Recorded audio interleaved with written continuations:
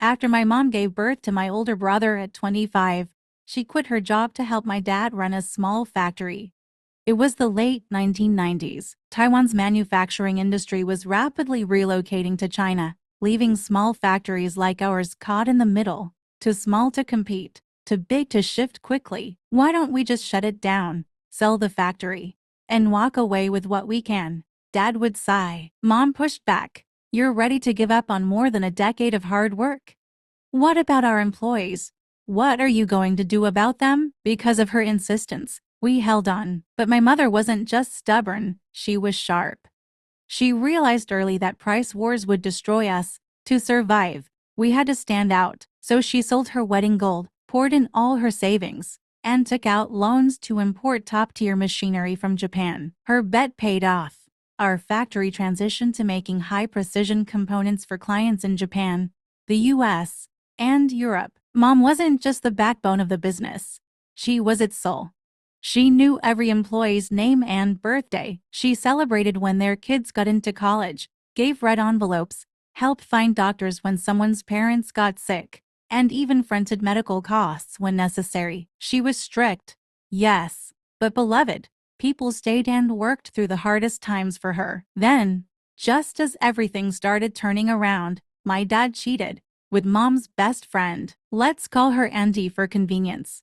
Auntie was someone my mother personally recruited. She had fled an abusive marriage with no education, no work experience, and a sick father who needed costly treatment. Mom saw in her a version of herself, what she could have been under different circumstances, so she gave Auntie a shot, taught her to use a computer, trained her to do paperwork, took her to meetings, helped her find a cheap apartment.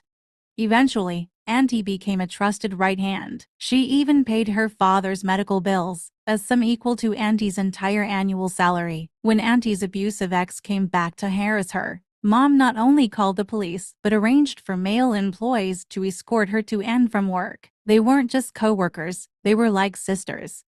I used to play at Auntie's house while they chatted, laughed about Dad's bragging and silly habits. I remember watching Doraemon on TV while listening to their laughter. But Auntie wasn't content with being just a friend or an employee. Once she was on her feet, she started inching toward my dad, flattering him in meetings, gifting him luxury ties and wine, staying late at the office in tight skirts and figure-hugging clothes, showing off her body and whispering sweet things in his ear. She also used her best friend's status to undermine Mom. She'd complain to Dad that Mom was too strict, make up lies about how Mom said the company only succeeded because of her alone.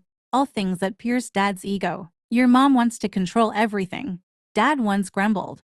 Even buying a watch, I have to ask for permission. He hated how Mom disapproved of his flashy spending.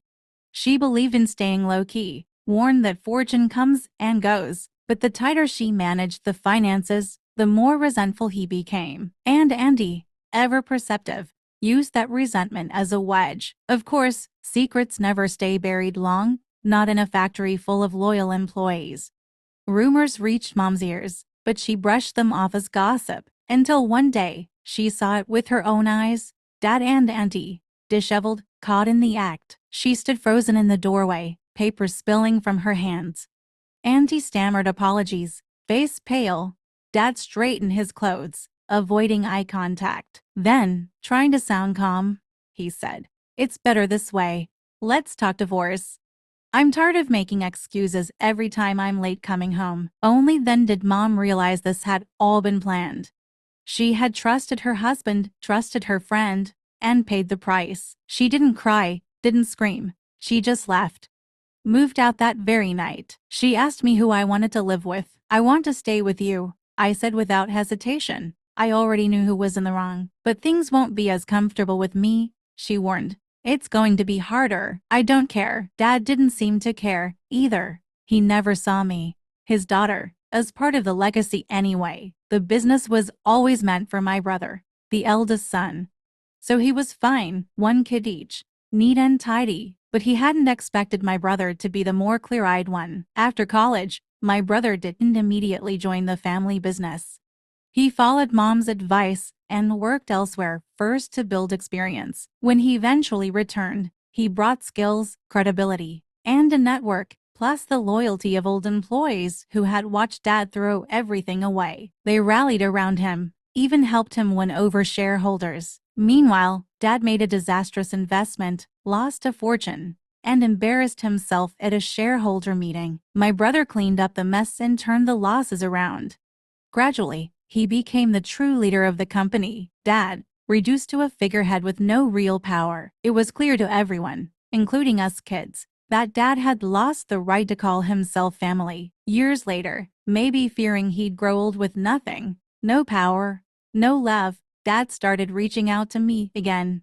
Messages, gifts, kind words, fake concern. "You remember which university I graduated from?" I asked him one day. He froze, fumbled, couldn't answer. "You don't even know where I went to school," I said.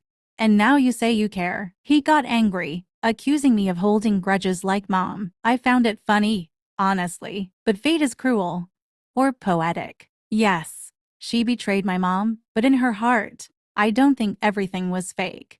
She had once been my friend, too, and despite everything, she had made sure Mom got a larger divorce settlement. Maybe she did feel guilty. In her final days, Auntie begged to see my mom one last time, and Mom, soft-hearted as always, went. She found a woman, once beautiful, radiant, now emaciated and hollow, tubes in her nose, barely clinging to life. Auntie mustered all her strength to mouth the words, "I'm sorry." Mom looked at her and felt nothing. No victory. Just sadness. Because it was all meaningless now. Her power. Her money. None of it could save her. Even her own mother had cut ties with her after the betrayal. As for Dad, of course he cheated again. And he wasn't his last.